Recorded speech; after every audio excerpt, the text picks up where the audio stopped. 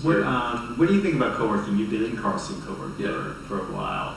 Do you think there's a unique sort of value proposition? Do you think when done correctly, it sort of creates an environment for people like you and entrepreneurs that could thrive because of it? Yeah, so as I mentioned, just through traveling, I've worked for anywhere between a week and a month at other co-working spaces in Carlson. It's very unique in that it is very collaborative and open.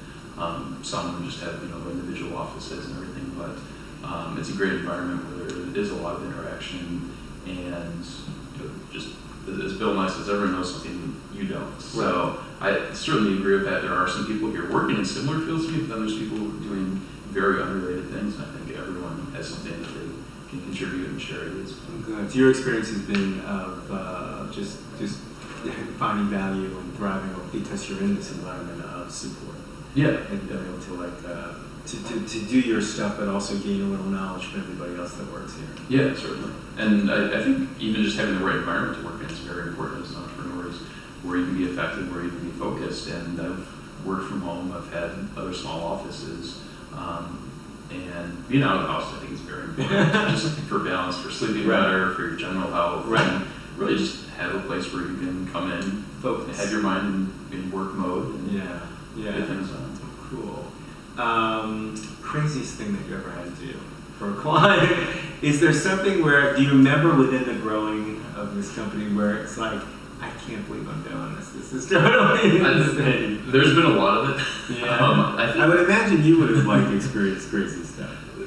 One of the craziest moments was probably the first time I ever sold it to the public market. It was the first day I introduced my products to the world. So you got this stuff, you got a little stand at the market. Yep. And you've got all the product, and were people was it receptive? Were people coming up? Because at that point, no one really knew anything about. Right, so my first day at the public market was mid-February. And the public market is on, for people out there who are not from Rochester, the public market is awesome in Rochester. But not in mid-February. Right. So that was during the summer. I stayed up all night packing muesli to sell the public market. So you're saying this is your first time out there? First time out there. Got there about 5 a.m. It was freezing rain, so cold. I had a table with my muesli on it. So at that point, you're thinking, this is crazy. Yeah. I hope people at least take a little time and just look at the stuff.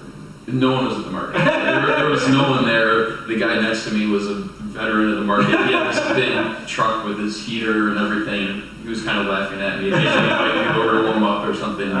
There was no one at the market that day, but I sold 6 bags. Oh, that's good. And that's cool. I was so excited that someone actually wanted to buy my product. So it wasn't the best day to get started, but I pushed through it. It was a pretty miserable experience at the time, but it was also now you exciting. can think back on that sort of the beginning of the company and go, see, look how far I've come. So you're going to do much more. So you think the aspiration then is just bigger and better, and just continue to sort of grow in who you are, and also in what you can now that you've gotten this success, you see the ability that you can actually create something, and you create more as you get older. Without a doubt. So I started the company out with a passion for healthy food, and I do realize that as the brand has grown, I have the opportunity to have a much bigger impact on our farm system with educating consumers, with transparent, sustainable sourcing. Because right now, I'm buying 20,000 pounds of oats a month, and so I can work with farmers and actually make sure that they're grown without chemicals, that the supply chain is good, that the workers are paid fairly, that they're getting a fair price for their ingredients. That's the great thing that one gets when they read about your company, is that you are that true to sustainability and understanding it's something that you need to be responsible. But it's a learning process, which is great, but you won't go another way just to make more. Right. Our food system isn't set up that way. Right.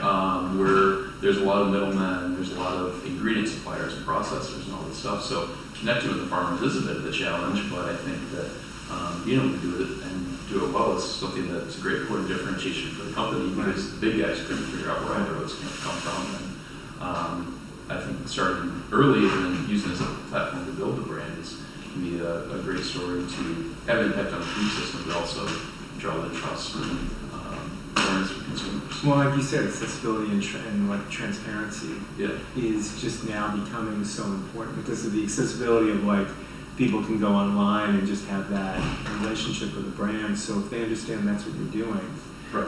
they're going to be much more receptive, to go in with you. I think this is great. Now, do you have any talents, joke telling or juggling or has anything sort of like, as an entrepreneur, have you ever used sort of an unusual creative talent to win over a customer? No. That's a good question. No. It's pretty much just dedicated to, to selling the cereal. Just willingness to work. Well, I want to thank Ian Szalinski. He's been an amazing guest. This is an incredible company and a great example of someone just really smart, focusing on something and then creating an amazing amount of success at a young age. So this is great. So thanks. Episode number 4 in the can. Stay tuned for episode number 5, where we're going to talk about whatever. We'll see when we get there. But thanks, everybody. Take care.